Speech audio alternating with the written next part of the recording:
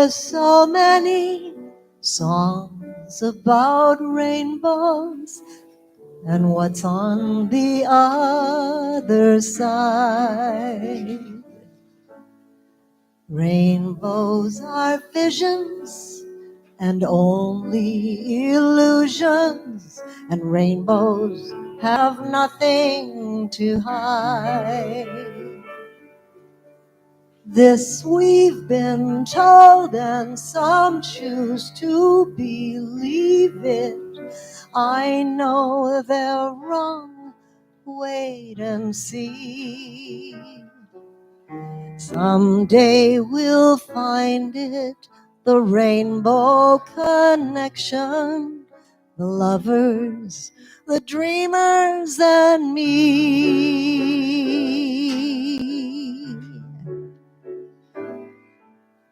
Who said that every wish would be heard and answered when wished on the morning star?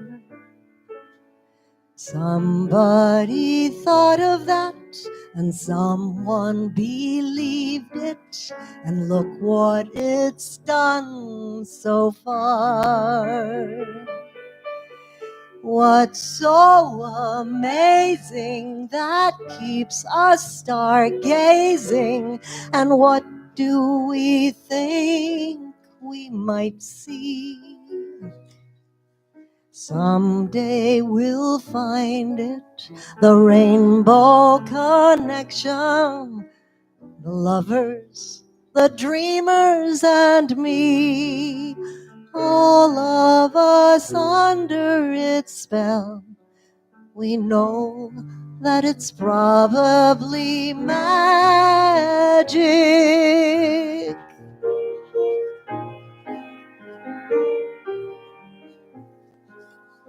Have you been half asleep, and have you heard voices? I've heard them calling my name. Is this the sweetest sound that calls the young sailors? The voice might be one and the same. I've heard it too many times to ignore it. It's something that I'm supposed to be. One day we'll find it, the rainbow connection, the lovers, the dreamers, and me. La la la la la la la la la la la la la.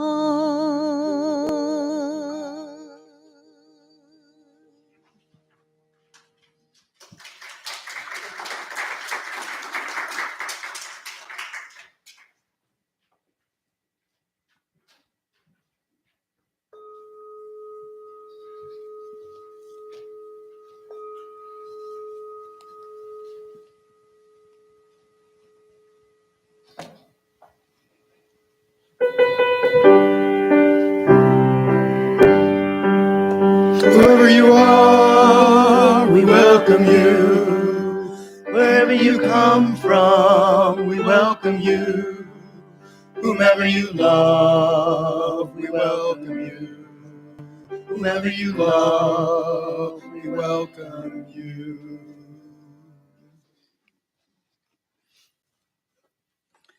Welcome to First Unitarian Church, or UU Toledo, here in person, and to those of you who are watching on the YouTube channel.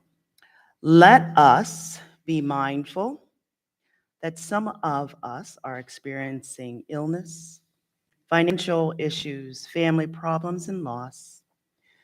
Many of us are concerned about the violence in our community and in our country. And we question how we lack vision of our connection to these issues. Yet still there are joys, new life, retirements, and celebrations. This week, there are several national commemorations on our minds and with our spirits. Tomorrow, June 19th, is recognized as Juneteenth Independence Day to commemorate the end of chattel slavery in the United States. The National Independence Day that we celebrate on July 4th did not liberate or give independence to the 20% of the population that was enslaved in 1776. The Emancipation Proclamation technically ended slavery on January 1st, 1863, but it took over 2 years for that law to reach all enslaved people in the deepest part of the former Confederacy. On June 19th, 1865, 250,000 enslaved people in Texas were finally liberated when a U.S. Major General delivered the U.S. General Order Number 3 to the city of Galveston, Texas. And at this point, I would like to direct your attention to a slide that Walter found to show that, but our monitor isn't working. So those of you online will see it. The 2-year delay in liberation was due to comfortable, privileged people holding on to their power as long as they could until they were forced to comply. 2 years ago, President Biden signed a law establishing June 19th as a federal holiday.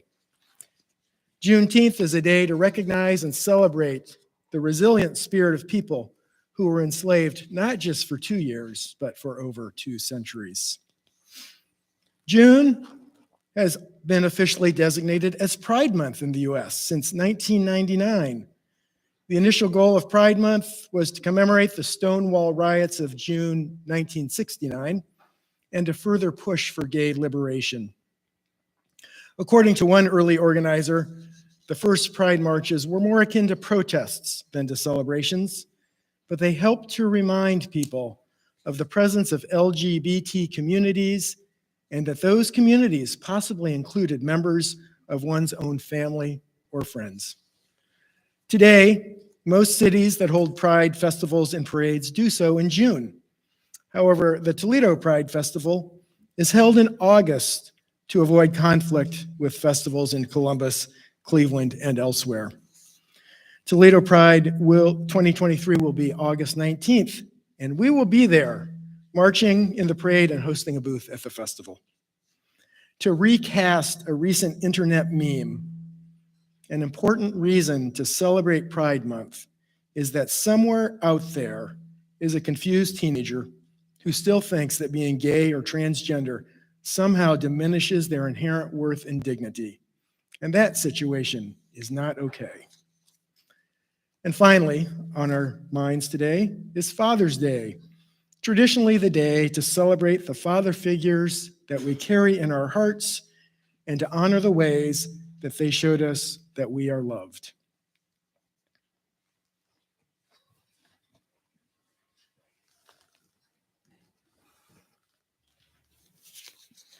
I have these opening words. Any other questions by Victoria Safford?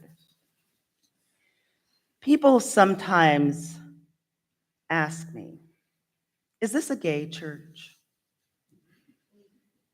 It is a privilege to answer. Ours is absolutely, gladly, hopefully, and humbly, gaily a gay church, a gay tradition where everyone, including heterosexual members and friends, are welcome, where everyone is needed, where everyone's experience is cherished as a sacred text, because no one's experience of living or loving can be comprehensive, because each of us holds clues the others need about how to live with dignity and joy as a human person. And none of us knows enough about that yet to be considered whole.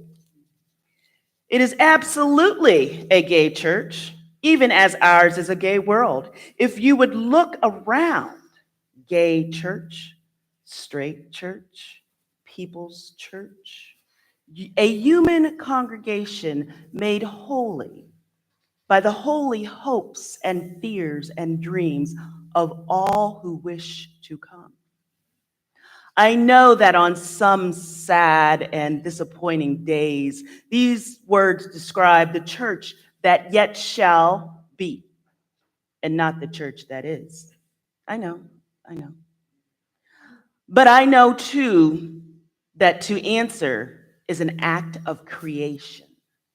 To answer this question and some others is a privilege, a prophetic imperative, a joy, a duty, and a holy sacrament.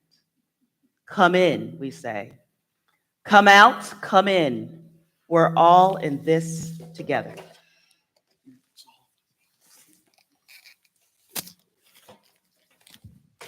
Excuse me, can you hear me?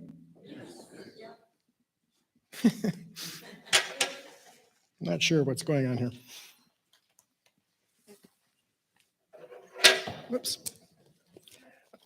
Today's chalice lighting is The Sacred Power of Justice by the Reverend Jamie Yandel, who was ordained in this very sanctuary. We light this flame to ignite the sacred power of justice. We light this flame so that it may be a beacon of hope. In moments of uncertainty, fear, anxiety, and the unknown, we light this flame and are emboldened by its blaze. Knowing our strength as a prophetic and powerful people is rooted in the diverse ways we answer the call to love. Please join me in reciting the covenant of this church, which is normally displayed right there and hopefully is in your order of service. Love is the doctrine of this church. The quest for truth is its sacrament, and service is its prayer. This is our great covenant, to dwell together in peace, to sing the truth in love, and to help one another. Our opening hymn is number 346, Come Sing a Song with Me. Stand as you are willing, able, and sing along.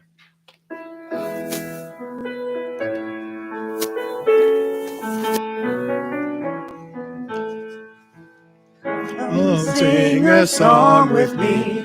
Come sing a song with me. Come sing a song with me, that I might know you're mine.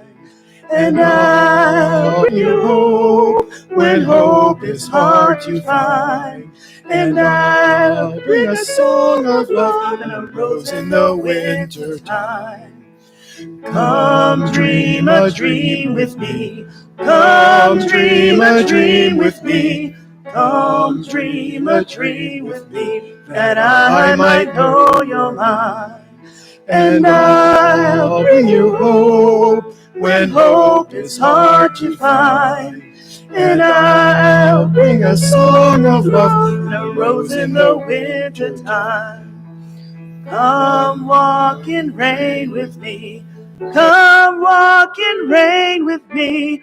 Come walk in rain with me, that I might know you're mine. And I'll bring you hope when hope is hard to find. And I'll bring a song of love and a rose in the winter time. Come share a rose with me. Come share a rose with me. Come share a rose with me, that I might know you're mine. And I'll bring you hope when hope is hard to find. And I'll bring a song of love and a rose in the winter time.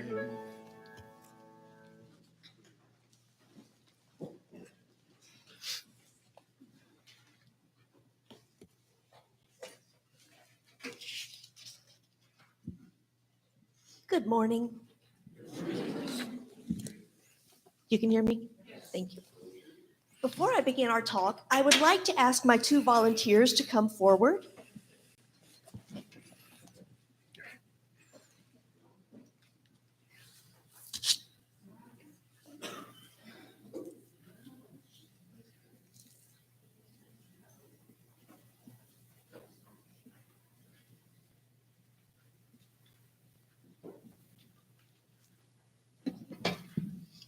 I have brought us some pronoun stickers. So please take the appropriate one for you and stick it to your name tag or your lanyard or wherever you would like. Thank you. So today we're talking about manners. We all learn our manners pretty early in life, and we are pretty good at using them in situations that we're familiar with and that we've been in before.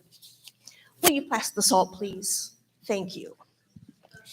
It's when we get into unusual or new situations that we can get overly excited, forget our manners, and do some boneheaded things. That is okay. We are just human people. These discussions about gender and gender identity and pronouns are still a little new to some of us. And so we're going to go through a quick list of do's and don'ts when talking about gender. When you meet someone new, do use your pronouns. Hello, my name is Jenny. My pronouns are she, her. If someone asks you your pronouns, don't make a joke about it and say, it's all right, I'll answer to whatever, I don't care. Pronouns are very important to people, and we don't want to diminish that. Just matter-of-factly state your pronouns and then move on. And don't ask anyone else their pronouns. That can be a little tricky for people sometimes. It can be a little bit of a sensitive subject. If you have used your pronouns in introducing yourself, they will probably share theirs if they want to. If they don't, just don't probe any further.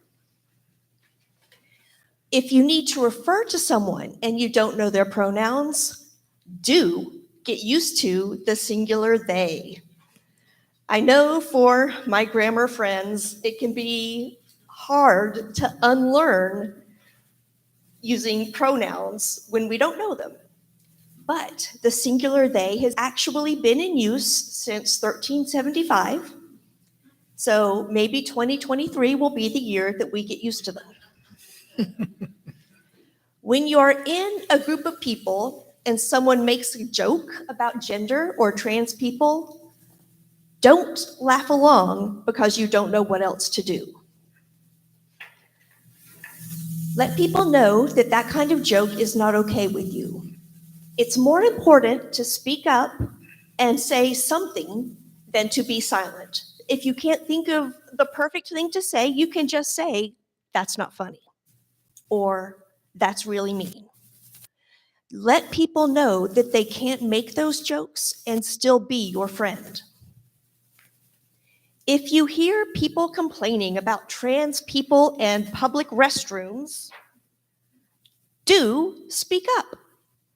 You might consider telling people, I give you a 100% guarantee you have already washed your hands next to a trans person.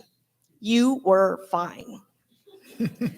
You might consider adding that it's a little weird or very weird or suspiciously weird to be that confused with what's going on with someone else's body. If someone has told you that they are transgender or gender nonconforming, please hold.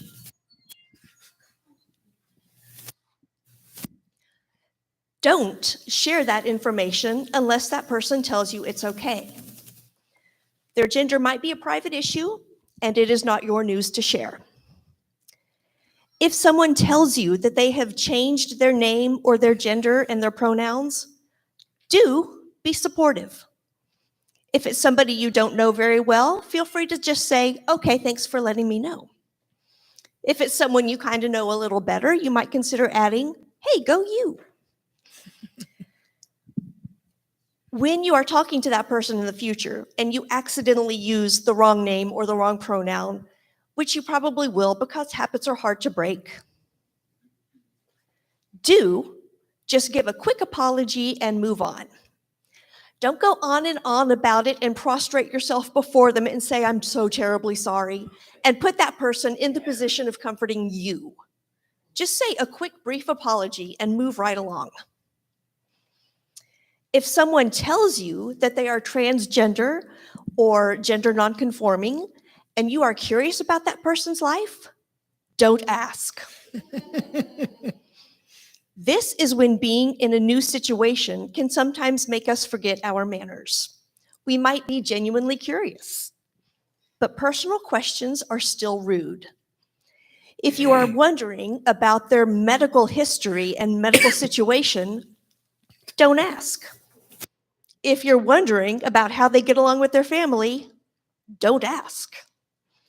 If you are wondering about any names they might have used previously in life, don't ask. Ever. It's very rude, and if people want you to know that, they will tell you.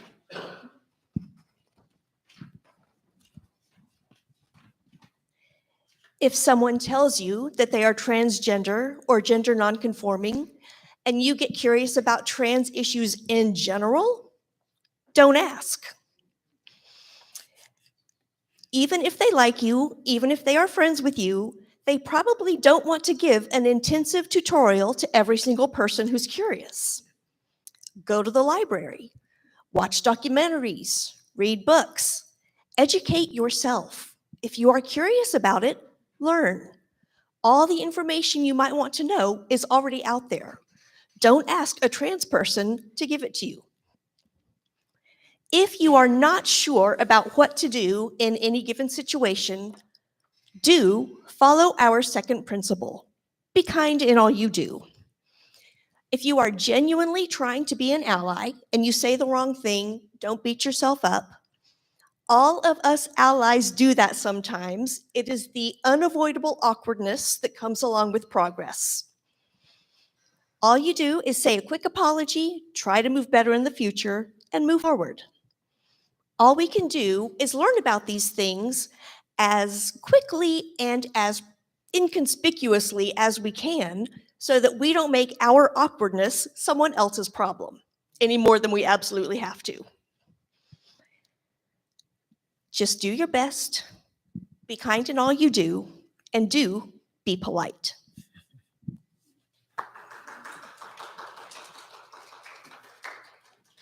Thank you.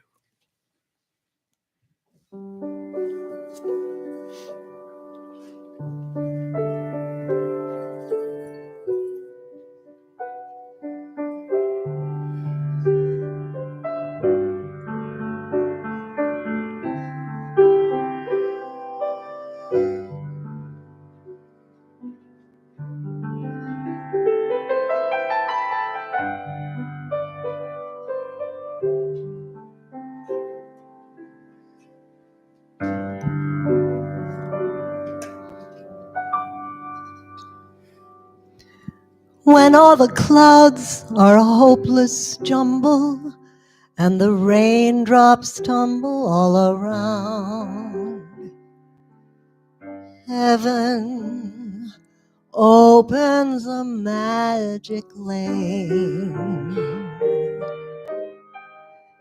When all the clouds darken up the skyway, there's a rainbow highway to be found, leading from your window pane to a place behind the sun, just a step beyond the rain.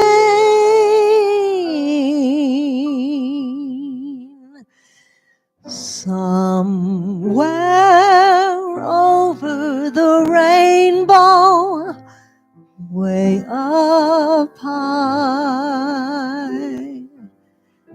there's a land that I heard of once in a lullaby. Somewhere over the rainbow, skies are blue, and the dreams that you dare to dream really do come true. Someday I'll wish upon a star and wake up where the clouds are far behind me. where troubles melt like lemon drops away above the chimney tops. That's where you'll find me, somewhere over the rainbow. Bluebirds fly,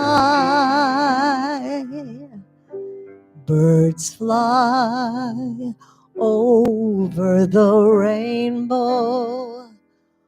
Why then, oh, why can't I?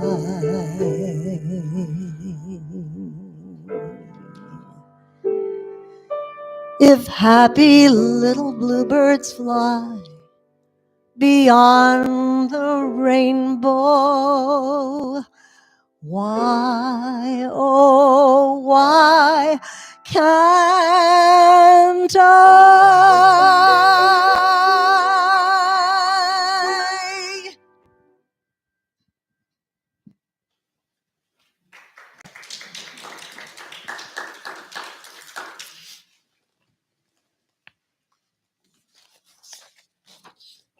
I invite you to find a comfortable, relaxed position for this time of meditation, contemplation, or prayer. Today's reading is by the Reverend Evan Carville-Zemer. I believe in fathering.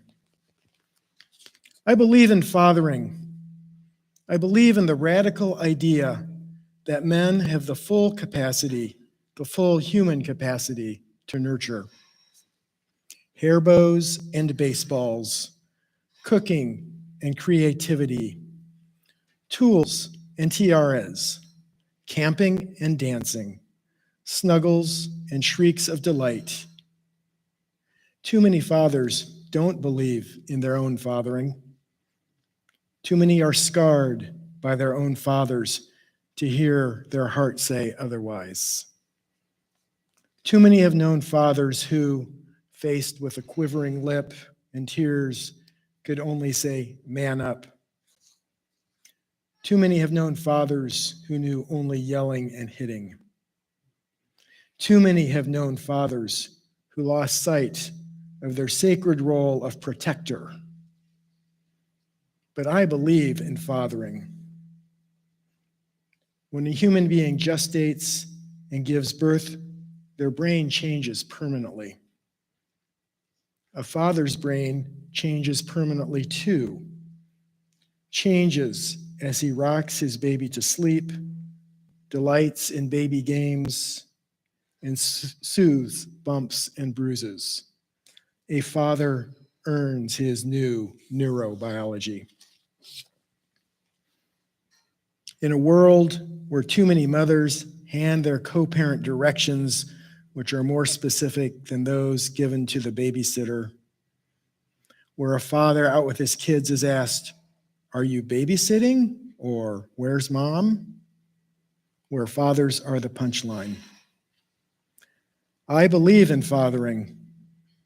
I believe in the radical idea that men have the full human capacity to nurture.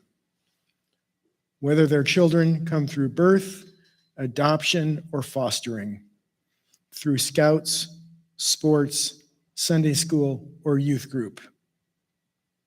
I've known too many gay dads, too many single fathers, too many men raising children others couldn't, to believe otherwise.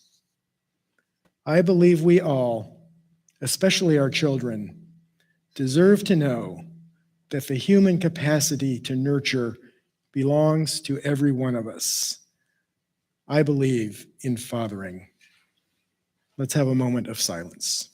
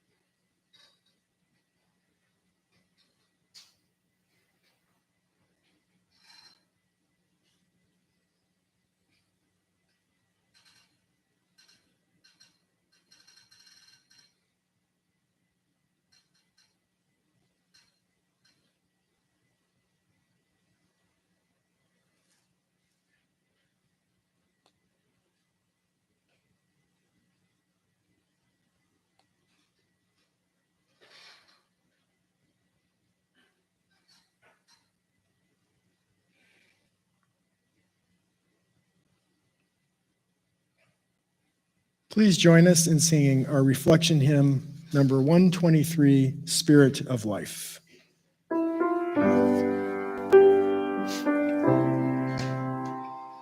Spirit of life, come unto me.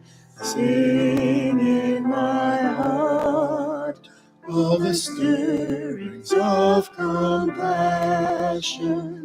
Blow in the wind, rise in the sea. Move in the hand, giving life the shape of justice. Roots only grows, wings set free. Spirit of life, come to me, come to me.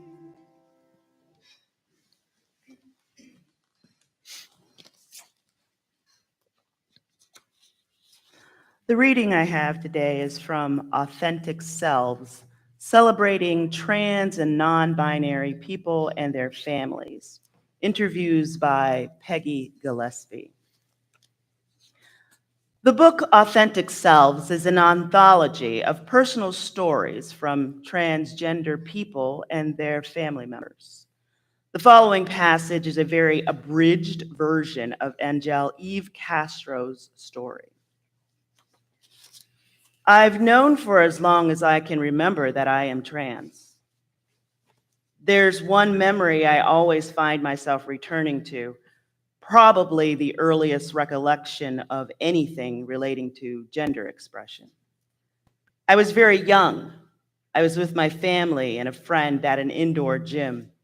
The friend was a girl, a bit older than me, someone I looked to as a role model. She and I were in a room that was all about letting kids use their imagination.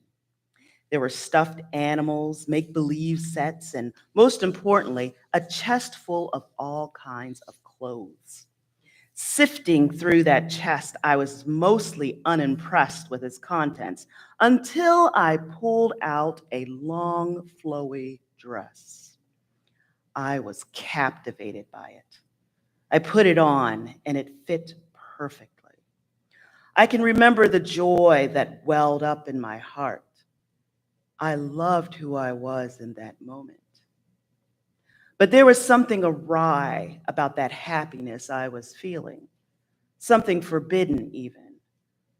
I was a boy, after all. I would have to leave that place and leave the dress behind, leaving freedom behind with it. I couldn't let that happen. The next thing I remember is hiding in a closet behind a wall of stuffed animals. In the darkness of that moment, I determined that this feeling was something to keep hidden. And so I did, or at least I tried to. In second grade, I shaped my handwriting to be like the handwriting of girls in my class. In third grade, I had my makeup done for class play, and I jumped around, unable to contain my joy. The truth about who I am would reveal itself to me continually, but these events were few and far between compared to the constant reminders that I was a boy. In middle school, when puberty struck, my bubbling internal conflict reached a boiling point. How could I be so unmistakably feminine, yet the world around me insisted that I be masculine? Why do I feel like a girl on the inside? Am I a girl trapped in a boy's body? Gender dysphoria. I was finally able to put a name to the uncomfortable feeling I'd experienced my entire life. I knew that being transgender made me very different from everyone else, and it scared me. It just reinforced the idea that being trans was something to keep hidden. After describing a couple incidents within her social group during her teen years, Angel continues. In the following months, I became severely depressed. I started to see my transness as a curse that only brought me suffering. The people around me could tell that there was something deeply troubling me. I couldn't reveal who I was inside. So I gave up trying to express my transness and instead just leaned into being the me that people expected. It was just bearable enough that I believed that I could make a life that way. I pushed on in this state for several years, but I was never happy about who I had become or was becoming. Moving away from college, I was finally able to consider my issues with my identity. Realization dawned on me that I was struggling so much because I had been repressing my true self. In the end, there wasn't a mistake, there wasn't a decision to make. I accepted the fact that I was transgender and set my sights on taking whatever steps were necessary to relieve my dysphoria. About a year after starting my transition, I was finally ready to tell everyone the truth about my identity. I got to reintroduce myself to the world. My name is Angel Castro, and I'm a transgender woman. The world smiled back at me in response. It's incredibly liberating to be seen as the woman I've always been, but wasn't able to express. My hope is that in time, the world will come around to realize that transgender people are who they say they are. Full stop. Anybody who is suffering from gender dysphoria deserves to receive the treatment that is so often held from us.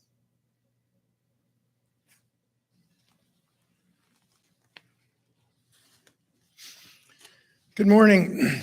Today is Father's Day, one of 2 U.S. holidays that is explicitly related to gender. So rather than celebrating the traditional roles of fathers as protectors or providers, I'm going to talk about other gender-related issues. And I'll start by telling a joke. Hey, Dad, did you get a haircut? No, son, I got them all cut. Yes, I started Father's Day with a dad joke. A deliberately bad joke that might elicit a brief laugh, but more often inspires a groan. A joke that requires no knowledge of social trends or contemporary pop culture because dads are awkward and not cool. On the positive side, dad jokes are not based on racist, sexist, or ethnic stereotypes. No one is victimized. I don't remember hearing the phrase dad joke when I was growing up, and I don't recall when I first became aware of that term.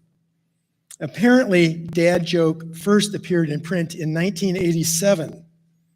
Moreover, the phrase was only added to the Merriam-Webster dictionary in 2019.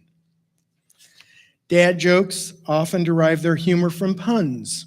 For example, hey, I just found out that the company that produces yardsticks won't be making them any longer.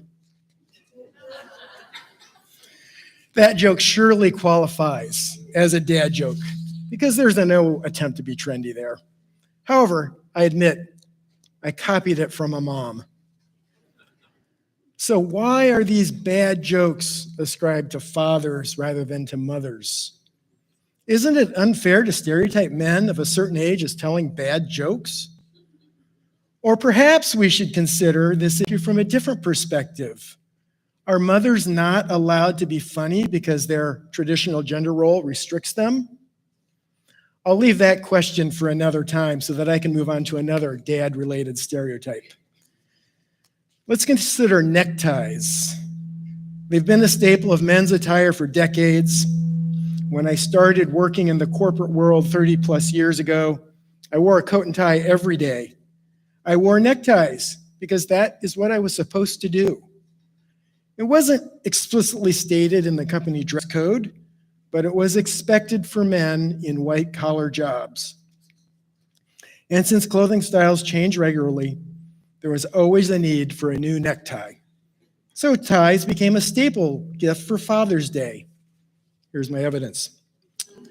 But then came Fridays, casual Fridays. I'll admit that I was a slow adopter.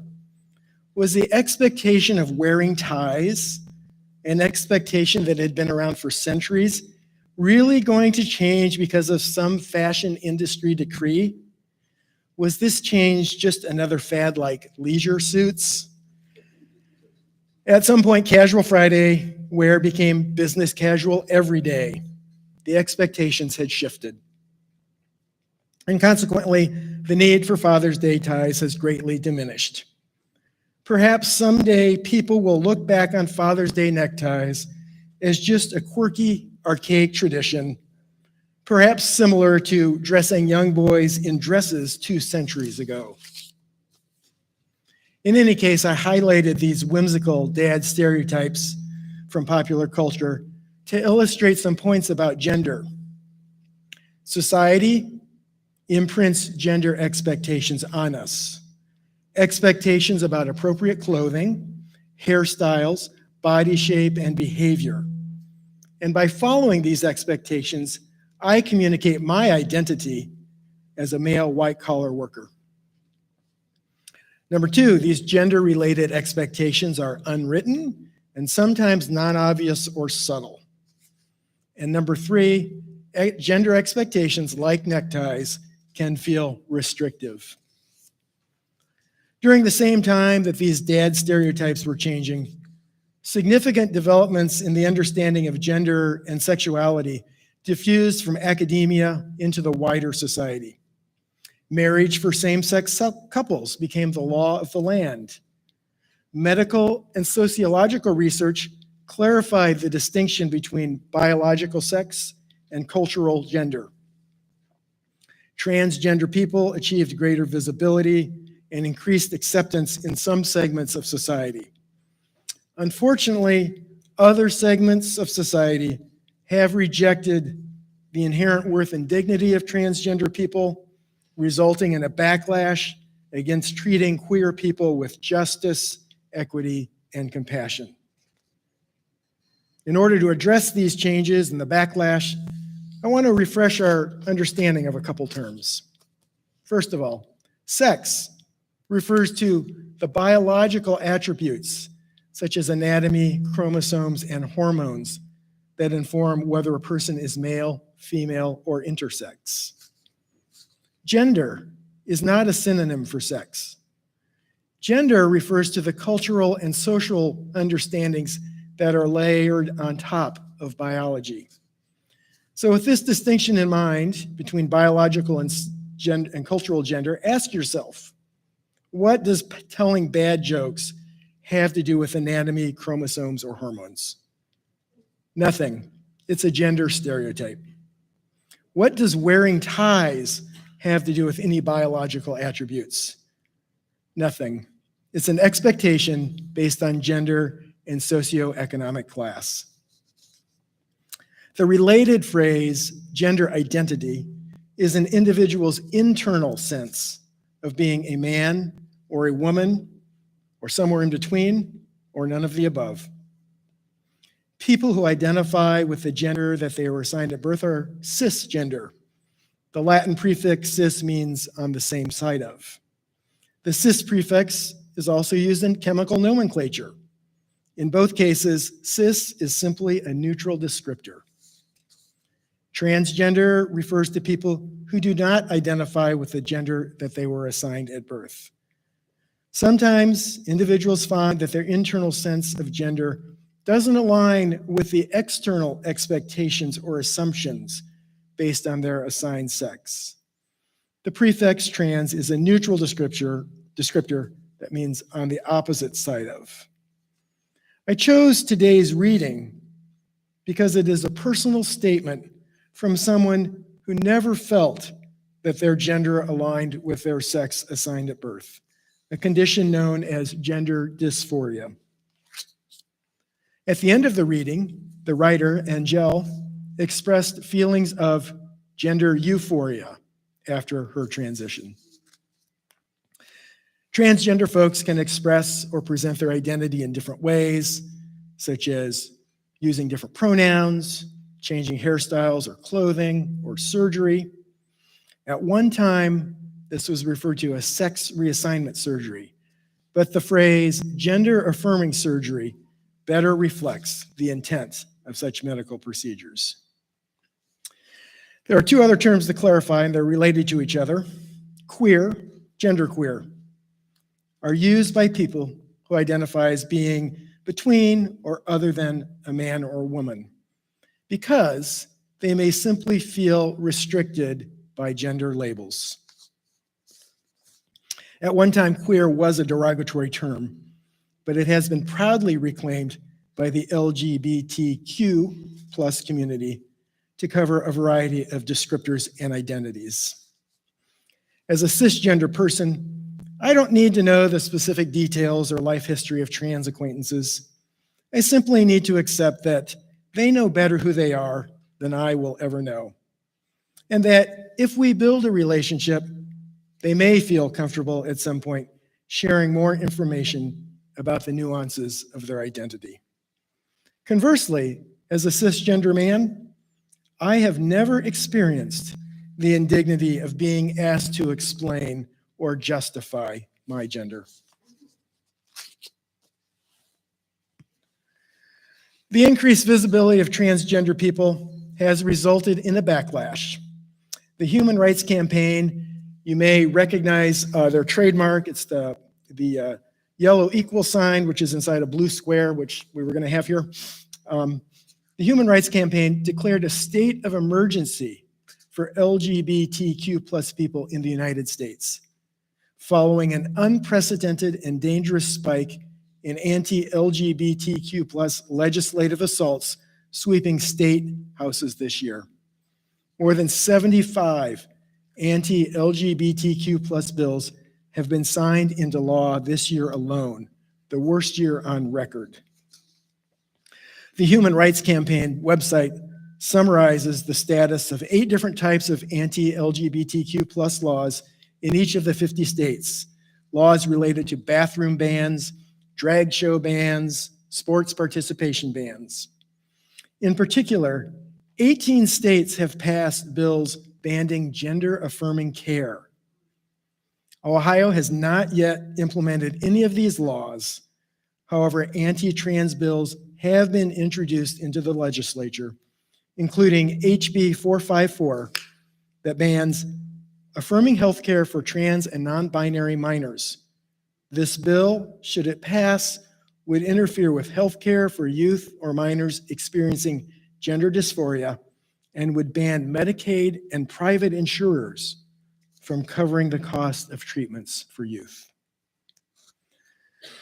Those legislators that support such anti-LGBTQ legislation may have a mixture of motives. Perhaps they ascribe to a theology that God will punish the entire community or nation for individual actions or beliefs. This type of theology emphasizes control rather than liberation or love.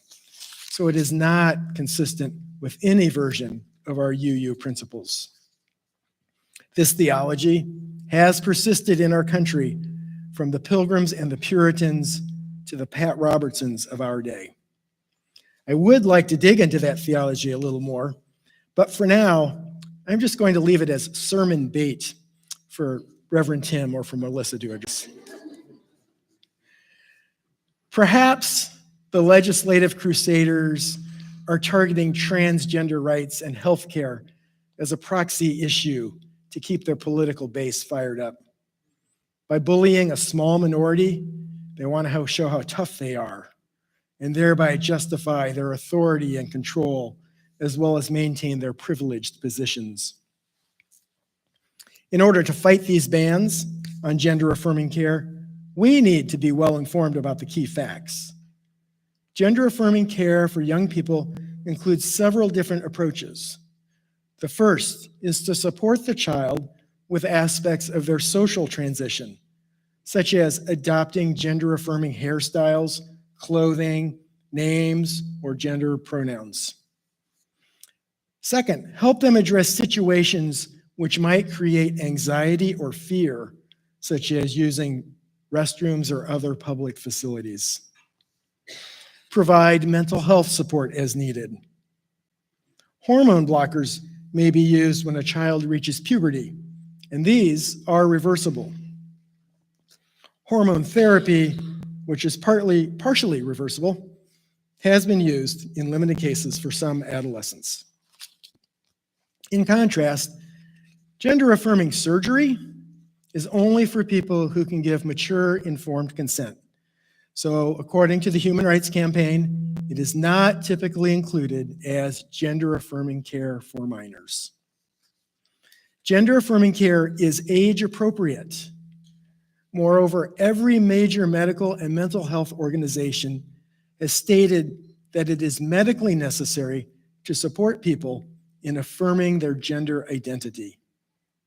These professional organizations represent 1.3 million doctors in this country. According to the American Academy of Pediatrics, transgender youth who receive gender-affirming care have dramatically lower rates of depression and suicide, lower rates than with non-transgender youth. Thus, gender-affirming care can be life-saving for a population with high suicide rates. Earlier this week, the American Medical Association endorsed protecting access to evidence-based gender-affirming care for transgender and gender-diverse individuals. They stated that the recent policies and laws do not reflect the research landscape, which includes more than 2,000 scientific studies that have examined aspects of gender-affirming care since 1975. It's not experimental. Regardless of the motivations, some of the political rhetoric is extremely disturbing. The American commentator Michael Knowles stated that for the good of society, transgenderism must be eradicated from public life entirely. What does that statement mean? We've already seen banning books and research publications about people who are transgender, intersex, or have any other labels that make people like Knowles uncomfortable. Would he also support suppressing constitutionally protected free speech rights of our transgender friends and family? Would he extend it to suppressing the religious liberty of faith traditions that affirm and promote the inherent worth and dignity of all people? The history of the past century includes examples in which eradicating behavior was followed by attempts to eradicate minority groups. Michael Knowles did not call for violence, but will other extremists take his call to the next level? Indeed, some national LGBTQ organizations are offering to assist trans people in moving from states where they feel threatened. History also gives us some positive role models. People known as upstanders. Has anyone heard that word before? I first heard upstanders when I visited the Illinois Holocaust Museum in Skokie, Illinois earlier this year. An upstander is a person who stands up for something as contrasted to a bystander who remains inactive. The main exhibition rooms in that museum highlight people who risked their lives to speak out during the Holocaust. The museum's upstander gallery includes people who have stood up for other justice movements, including Cesar Chavez, Julius Rosenwald, Malala, Cesar Chavez, Julius Rosenwald, Malala, Billie Jean King, Brian Stevenson, Nelson Mandela, Harvey Milk, Ruby Bridges, John Lewis, Susan B. Anthony, and Toledo's own Gloria Steinem. I encourage you to visit sometime. I realize that we are not all able to be upstanders, and that some of us are not comfortable speaking out. However, I think there are steps that we can all take. For instance, we can affirm the inherent worth of queer people by listening to their stories and reading their words. We can affirm dignity by believing queer voices when they describe their dysphoria and their euphoria. We can act with compassion to support transgender youth and young adults who face challenges arising from their gender identity. We can promote medical justice and equity for transgender youth and adults. We can vote for politicians who demonstrate that they support LGBTQ+ folks and that they do not adhere to the theology of control or the politics of fear-mongering. With that in mind, I will close with some words posted by a friend of mine whose young adult child is trans. I hope you will hear their inner strength and resilience. Transgender people exist, have always existed, and always will. No amount of trying to prevent that will ever work. And with increased visibility has come increased violence against us. I wish visibility is all it took for people to acknowledge that we are actual human beings just wanting to live our lives. Blessed be. Amen.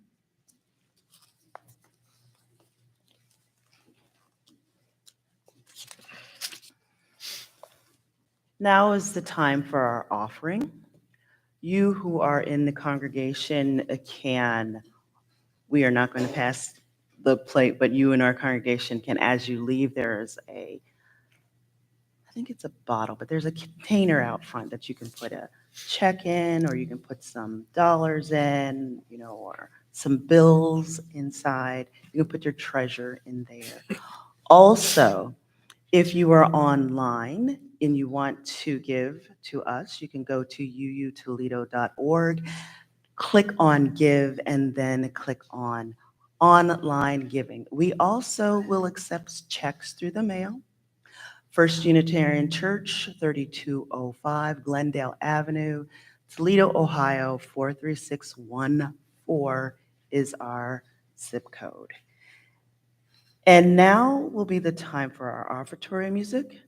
If you would sing with us, number 138, These Things Shall Be. And please rise as you are willing and able.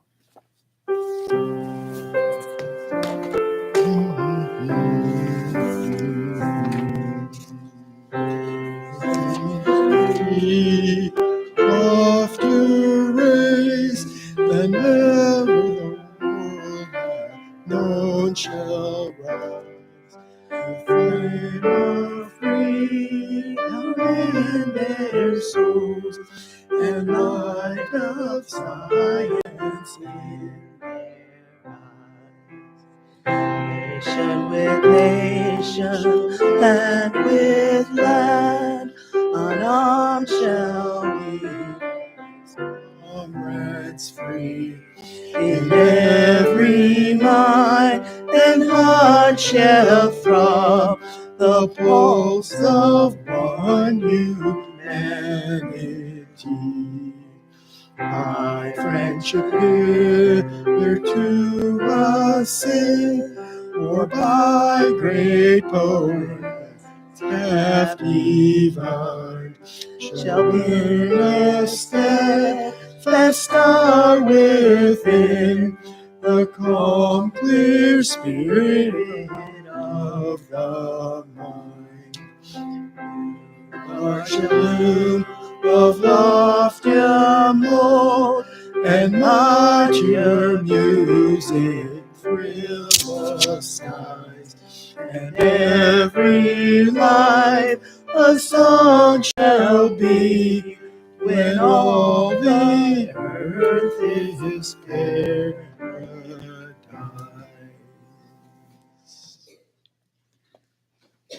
Coming soon, next Sunday, June 25th, 9:45 a.m., will be the beginning of our summer chill out series. Please join our adult discussion group for coffee and conversation. In lieu of planned content, we will spend the hour chatting, meeting new people, and strengthening our connections to each other. All are welcome. At 11 a.m. next Sunday, we will be having the General Assembly worship service in Fellowship Hall. So General Assembly is the national meeting of Unitarian Universalists across the country. The speaker next Sunday will be the Reverend Manish Mishra Marzetti.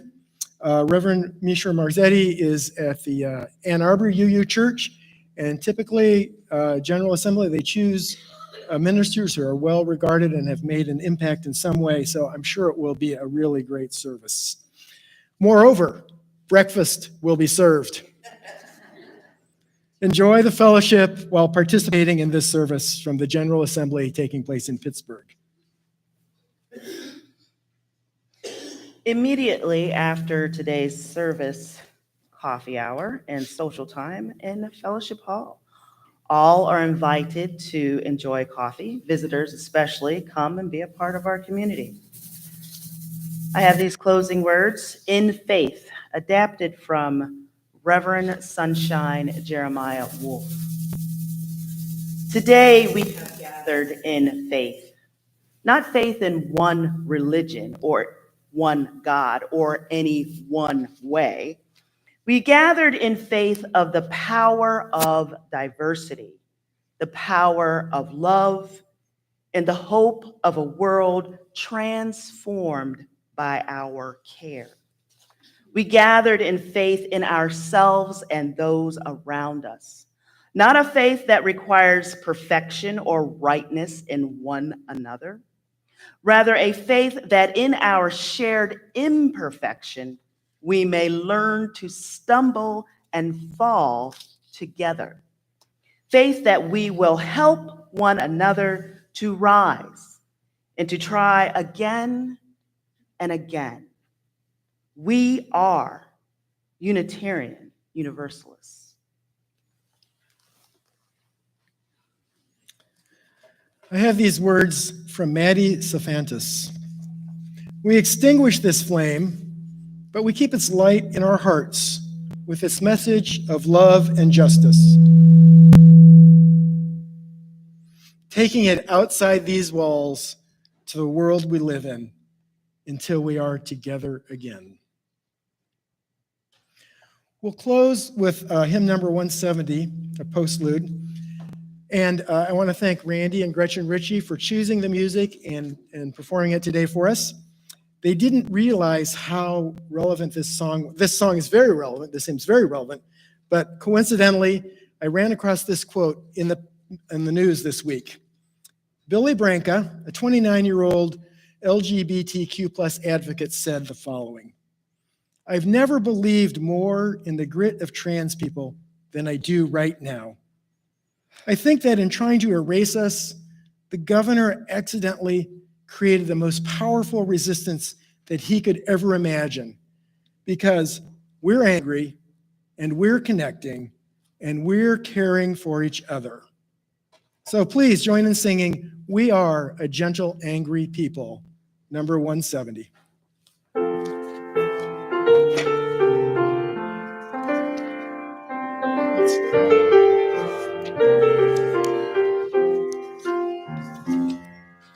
We are a gentle, angry people, and we are singing for our lives. We are a gentle, angry people. We are singing for our lives. We are a justice-seeking people. And we are singing for our lives. We are a justice-seeking people, and we are singing for our lives. We are young and old together, and we are are singing, singing for our lives. We are young and old together, and we are singing, singing for our lives. We are a land of many colors, and we are singing, singing for our lives.